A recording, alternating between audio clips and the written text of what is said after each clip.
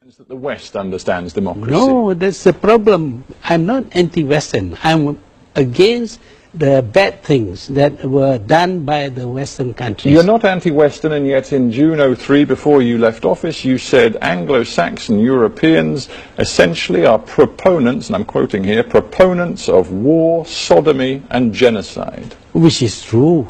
You must admit. But you're not anti-Western. I'm stating the fact. This is their character.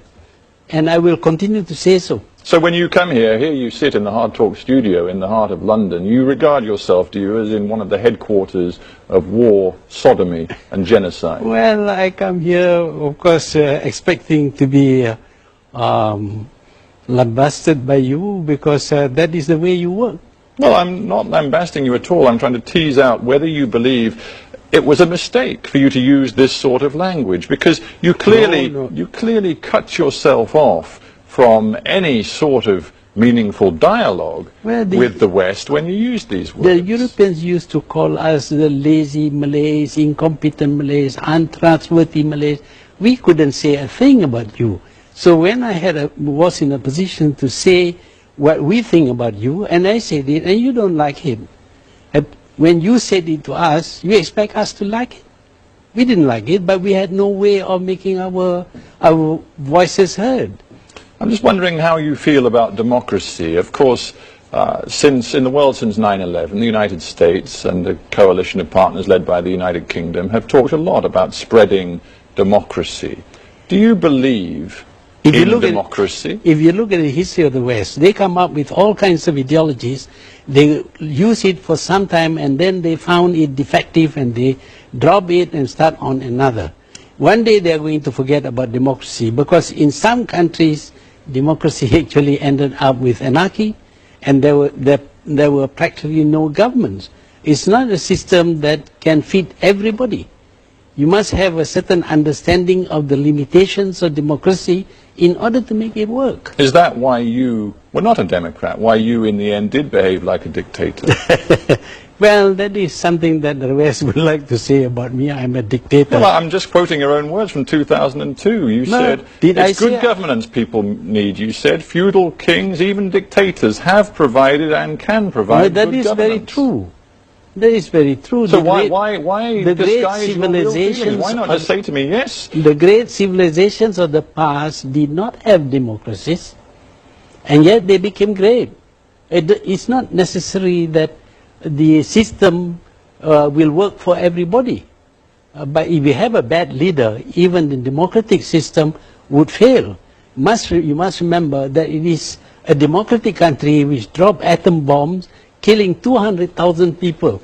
How do you think the Malaysian public will respond to you saying, look, you know what, democracy isn't the best system, and in fact, dictatorship can often work better? I went through 5 elections, and I won all the elections with a 2/3 majority. Without a free press, locking up many of your opponents? That you go again about locking up many of my opponents. Who were they?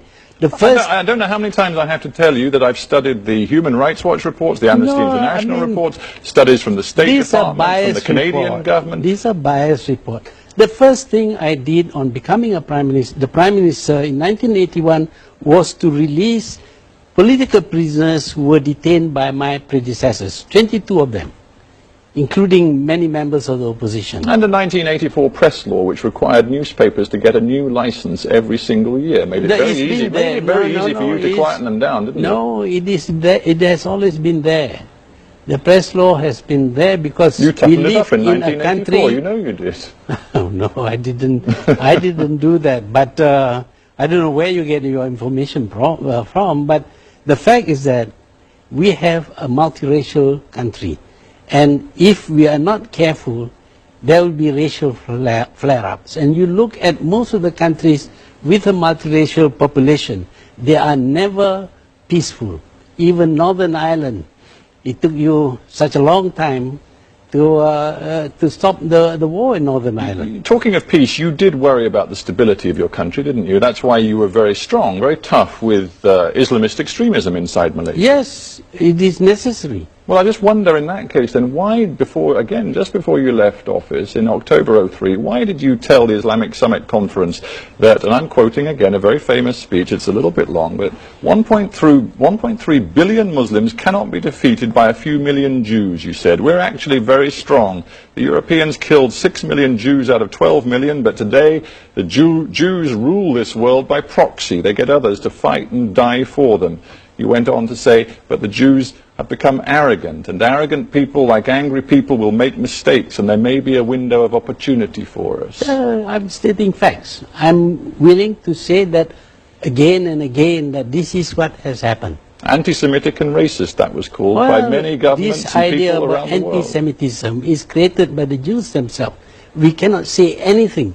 In fact, journalists have been arrested for saying something against the Holocaust and jailed for 3 years. Where is the freedom of press?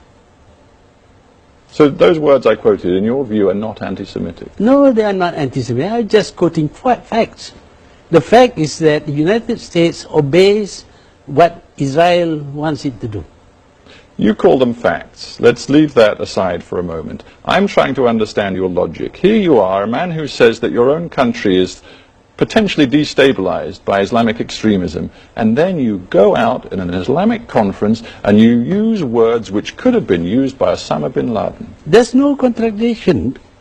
No contradiction at all. Well, forgive me, but I see a major I don't want contradiction. Islamic terrorism any more than I want Jewish attacks against Israel or American bombs on Baghdad. It is not incompatible. Do you feel confident that people still listen to your message? Well, I wouldn't be able to say.